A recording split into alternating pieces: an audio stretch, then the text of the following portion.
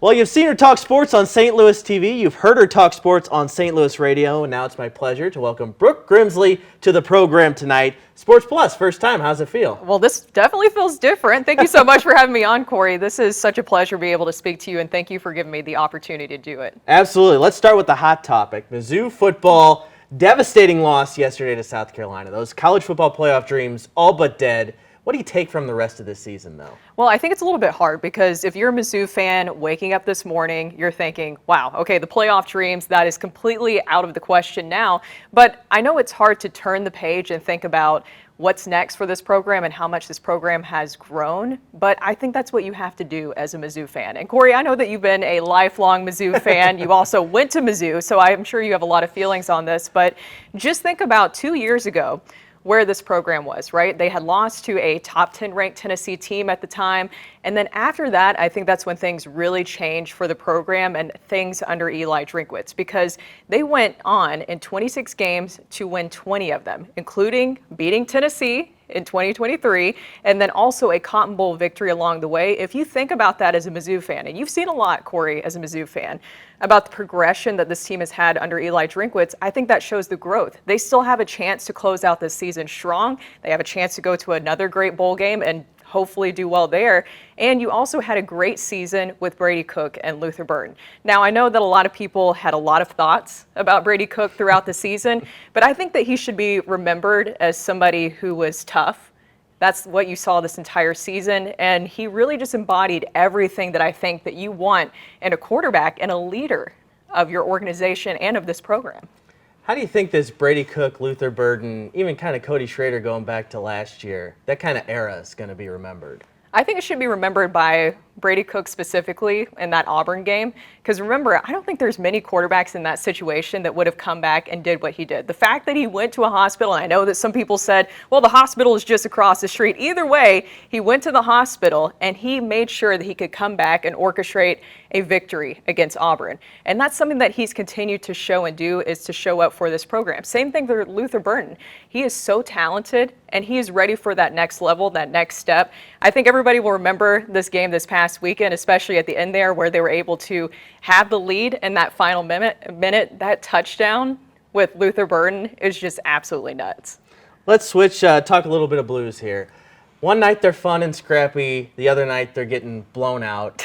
A lot of injuries. What do you make of this team? What should fans expect the rest of this year? What's reasonable? I think it's kind of been a little bit of a roller coaster of expectations, right? Because the ownership group and Doug Armstrong, they have been very transparent that they're going with a youth movement. Doug Armstrong has talked about that for several years now. He was looking for younger players under 30, and he's been doing that. He's somebody who, if he says it, his actions will match up with his words. And so I didn't really have high expectations. Then you had this offseason where you had the aggressive move of the offer sheet, something that really woke up the rest of the NHL awake. Wait a minute, we can do this? This never really happens that often in the NHL, and it ruffled some feathers, but those offer sheets has really worked out for this team. Dylan Holloway, I know that Broberg is dealing with an injury right now, but when he was on the ice, he was already impactful for this team, and those are two really young, talented players. So you have the injuries right now with Robert Thomas, a huge missing piece for this team, other injuries as well. And I think one thing, even though sometimes they lose and then they have a really good game the next one, it's kind of back and forth between that. I'm just kind of tempering my expectations because I believe in the competitive retool that Doug Armstrong is working for, and also that he's handing over to Alexander Steen. You're already seeing it work. I can already see a lot of upside with these young players. I think the only thing that I have an issue with right now is that I'm kind of ready for this Pavel Buchnevich center experiment to be over with. And I think we all know, though, that this is just kind of an experiment. It's that. He's a Band-Aid until they get to that next spot of that guy who can be a second-line center for this team. Finally, the Cardinals. It's St. Louis, so the Cardinals are always a hot topic, especially right now. What do you make of this refresh, rebranding they're going with? It's kind of interesting because it's almost like what the Blues were doing, right? When you're talking about a competitive retool, I think that's what the Cardinals are doing. They're saying that payroll is going down, and that's not necessarily a bad thing, especially with how much we have seen the Cardinals spend in payroll, but it not exactly pan out. You've seen the Padres last season, their payroll went down. It actually worked out well with them, and so they're going with this full youth movement. Now, I'm still curious, though, in this offseason offseason if the actions will match the words. Because you say that you're going with the youth movement.